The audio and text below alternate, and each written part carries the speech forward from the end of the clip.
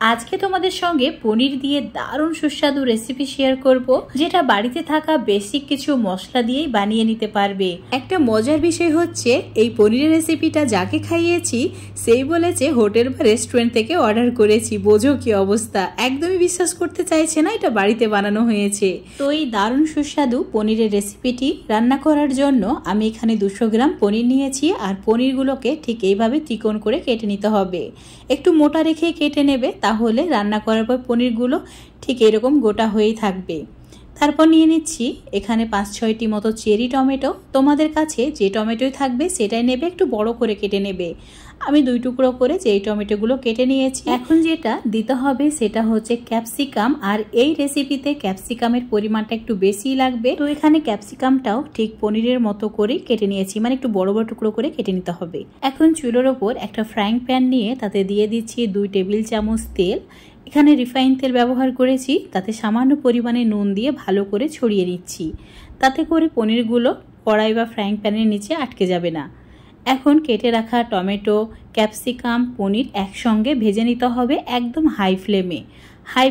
3 থেকে 4 মিনিট মতো ভেজেছি, এর বেশি কিন্তু ভাজা যাবে না। ভাজা হয়ে গেলেই একটা বাটি বা প্লেটের মধ্যে তুলে রেখে দিতে হবে। আর সঙ্গে সঙ্গেই ঢাকা দিয়ে দিতে হবে, তাতে করে পনিরগুলো রান্নার পর একদম তুলোর মতো নরম হয়ে থাকবে। এবার ওই ফ্রাইং প্যানে যে তেলটুকু রয়ে গেছে সেই তেলেই 2টি শুকনো লঙ্কা, 1 টুকরো দারচিনি, 2টি এলাচ, 4টি লবঙ্গ, রসুনের কোয়া 8-10টি মতো, 3-4 টুকরো আদা, আর তার সঙ্গে দিয়েছি 5-6টি মতো কাজু আর একটি বড় সাইজের টমেটোর বীজগুলোকে ফেলে দিয়ে অ্যাড করেছি।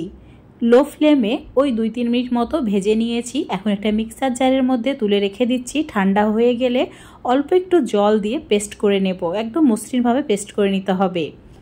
ফ্রাইং প্যানটা চুলোর ওপর বসিয়ে দিয়ে তাতে 1 টেবিল চামচ তেল দিয়েছি। আর একটা বাটারের কিউব দিয়ে দিয়েছি, সামান্য পরিমাণে গোটা জিরে, আর তার সঙ্গে 2টি মিডিয়াম সাইজের পেঁয়াজকে ছোট করে কেটে নিয়ে অ্যাড করতে হবে। তোমরা যদি রেসিপিটি নিরামিষ বানাতে চাও, রসুন আর পেঁয়াজটা অবশ্যই বাদ দিয়ে দেবে, তাহলেই হয়ে যাবে। পেঁয়াজের কালারটা গোল্ডেন হওয়া পর্যন্ত ভেজে নিয়েছি। তারপর এর মধ্যে দিয়ে দিচ্ছি 1 চামচ হলুদ গুঁড়ো, 1 চামচের একটু কম জিরের গুঁড়ো, 1 চামচ মতো ধনের গুঁড়ো, 1 চামচ লাল লঙ্কার গুঁড়ো, ঝাল লাল লঙ্কার গুঁড়োটা অ্যাড করেছি, তার সঙ্গে স্বাদ মতো নুন। এখন লো ফ্লেমে মশলাটা ভালো করে একটু কষিয়ে নেব।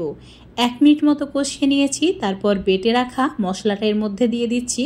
মিক্সার জারটা ধুয়ে সামান্য পরিমাণে জল দিয়ে দিতে হবে, তাতে করে মশলাটা ফ্রাইং প্যানের নিচে আটকে যাবে না। আর লো ফ্লেমে মশলাটা একদম ভালোভাবে কষিয়ে নিতে হবে। লো ফ্লেমে 3 থেকে 4 মিনিট মতো কষিয়ে নেওয়ার পর দিয়ে দিচ্ছি 2 চামচ ফেটানো টক দই। আর দই অ্যাড করার পর একদম কন্টিনিউ নাড়াচাড়া করতে হবে, না হলে দইটা ফেটে যাবে। এখন সামান্য পরিমাণে চিনি দিয়ে ওই 2-3 মিনিট লো ফ্লেমে ভালো করে কষিয়ে নেব। দেখতেই পাচ্ছ একদম ভালোভাবে তেল ছাড়তে শুরু করেছে। তো 1/2 কাপ মতো জল অ্যাড করে দিচ্ছি। এর চেয়ে বেশি জল অ্যাড করার প্রয়োজন নেই, কারণ এই রেসিপিতে গ্রেভির পরিমাণ একদমই কম থাকবে। এখন ভেজে রাখা ক্যাপসিকাম, টমেটো, পনির অ্যাড করে দিয়েছি। হাই ফ্লেমে 5 মিনিট মতো রান্না করে নেব। আর একদমই ঢাকা দেওয়া যাবে না, এভাবেই রান্না করে নিতে হবে। 5 মিনিট পর দারুণ একটা কালার চলে এসেছে। তো চুলোর ফ্লেমটা একদম কমিয়ে দিয়ে সামান্য পরিমাণে গরম মশলার গুঁড়ো ছড়িয়ে দেব। আর তোমাদের কাছে যদি দুধের মালাই বা ফ্রেশ ক্রিম থাকে সেটাও অ্যাড করতে পারো। গরম মশলা ভালো করে মিশিয়ে নেওয়ার পর এখন এর মধ্যে দিয়ে দিতে হবে বেশ কয়েকটি কাঁচা লঙ্কা, মানে এখানে জাস্ট ফ্লেভারের জন্য অ্যাড করেছি। আর কাঁচা লঙ্কাগুলোকে চিড়ে দিইনি, এভাবে গোটায় রেখেছি। সামান্য পরিমাণে উপর থেকে ধনেপাতা ছড়িয়ে দেব। এখন চুলোটা অফ করে দিয়ে ঢাকা দিয়ে কিছু সময় রেখে দিচ্ছি, তারপর তোমাদের দেখাচ্ছি। দেখতেই পাচ্ছ কি দারুণ হয়েছে, তাই না? রুটি, পরোটা, ভাত, লুচি, ফ্রাইড রাইস, মানে সমস্ত কিছুর সঙ্গে জাস্ট অসাধারণ লাগে খেতে। দেখতে লোভনীয়, খেতেও সেরকম দুর্দান্ত স্বাদের, আর বানানো খুবই সহজ। তো অবশ্যই বাড়িতে একবার হলেও ট্রাই করে দেখবে, আর কেমন হয়েছে কমেন্ট করে জানাবে।